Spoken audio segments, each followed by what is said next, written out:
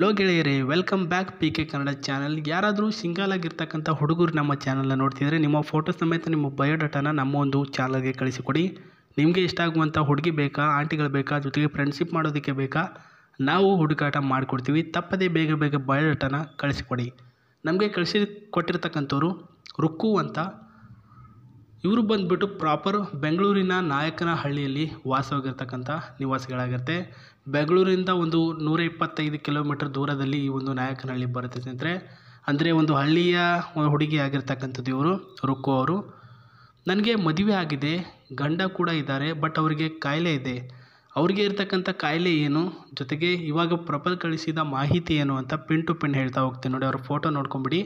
ನಂದು ತೆಳ್ಳನೆಯ ಮೈಕಟ್ಟು, ದುಂಡಾದ ಮುಖ, ಸ್ವಂತದಾಗಿರ್ತಕ್ಕಂಥ ಕಾರ್ ಹೊಂದಿದ್ದೇನೆ, ಮನೆ ಹೊಂದಿದ್ದೇನೆ, ಎಲ್ಲನೂ ಕೂಡ ನನ್ನ ಹೆಸರಿಗೇ ಇದೆ. ಬಟ್ ಇದನ್ನೆಲ್ಲನೂ ಕೂಡ ಜವಾಬ್ದಾರಿಯುತ ಸ್ಥಾನದಲ್ಲಿ ನಿಂತ್ಕೊಂಡು ನೋಡ್ಕೊಂಡು ಹೋಗುವಂಥ ಗಂಡಿಗೆ ಕಾಯಿಲೆ ಹೊಂದ್ಬಿಟ್ಟು ಬೆಡ್ ಸೇರಿದ್ದಾನೆ ಅಂತಂದರೆ ಒಂದು ಹೆಣ್ಣಾಗಿ ನಾನು ಏನು ಮಾಡಬೇಕು ಹೇಳಿ ನೀವೇ.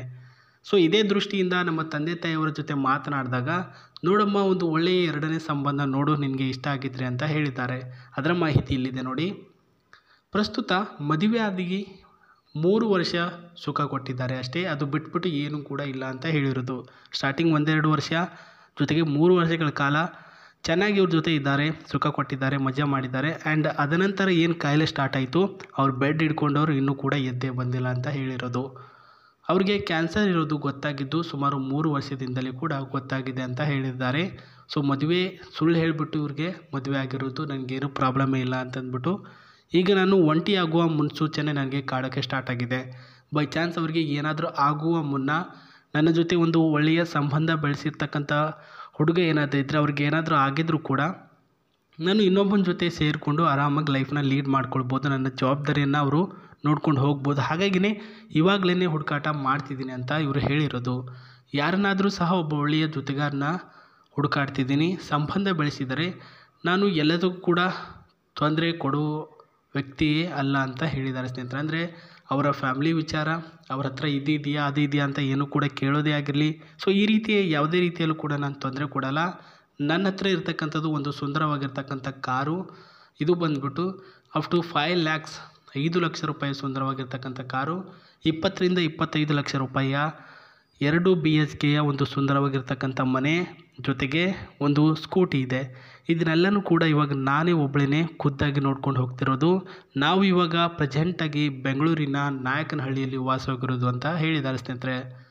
ಸೊ ವಿಚಾರ ಇಷ್ಟೇ, ನೀವು ಅವ್ರ ಜೊತೆ ಸಂಬಂಧ ಬೆಳೆಸಬೇಕು ಅಂದರೆ ಪ್ರಸ್ತುತ ನೀವು ಒಳ್ಳೆಯ ಒಬ್ಬ ಹುಡುಗ ಆಗಿರಬೇಕು.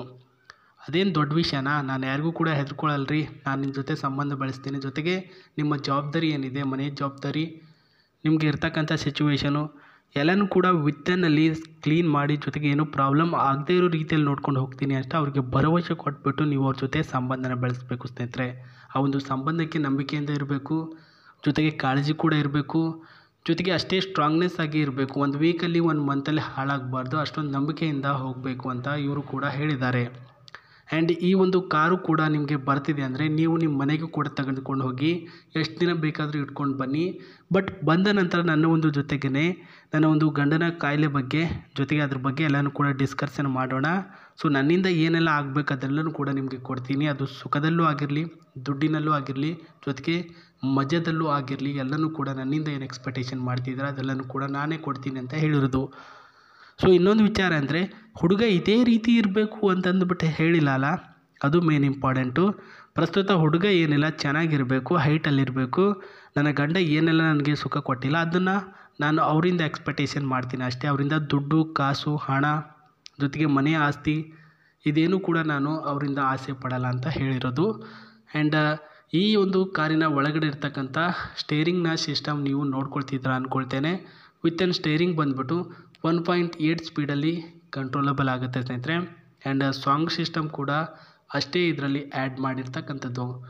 ಆ್ಯಂಡ್ ಇಲ್ಲಿ ನೋಡ್ಕೊಳ್ತಿರ್ಬೋದು ಒಳಗಡೆ ಇರ್ತಕ್ಕಂತಹ ರೆಡ್ ಕಲರಲ್ಲಿ ಈ ಒಂದು ಪಾರ್ಲಿಮೆಂಟ್ ಆ್ಯಂಡ್ ಕಲರ್ ಡಿಸೈನ್, ಸೀಟಿನ ಡಿಸೈನ್ ಎಲ್ಲನೂ ಕೂಡ ರೆಡ್ಡಲ್ಲೇ ಮಾಡಿದ್ದಾರೆ.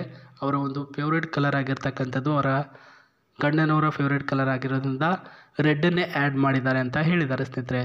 ಸೊ ಇದು ಇವತ್ತಿನ ಮಾಹಿತಿ. ನಿಮಗೆ ಈ ಒಂದು ಮಾಹಿತಿ ಎಲ್ಲನೂ ಕೂಡ ಇಷ್ಟ ಆಗಿದ್ದರೆ ನಿಮ್ಮ ಅನಿಸಿಕೆಗಳನ್ನು ಕಮೆಂಟ್ ಬಾಕ್ಸಲ್ಲಿ ತಿಳಿಸಿ. ಆ್ಯಂಡ್ ಇಷ್ಟ ಆಗಿದ್ದರೆ ಬೇಗ ವಿಡಿಯೋಗೊಂದು ಲೈಕ್ ಕೊಡಿ ಅಂತ ಹೇಳ್ತಾ ಮತ್ತೆ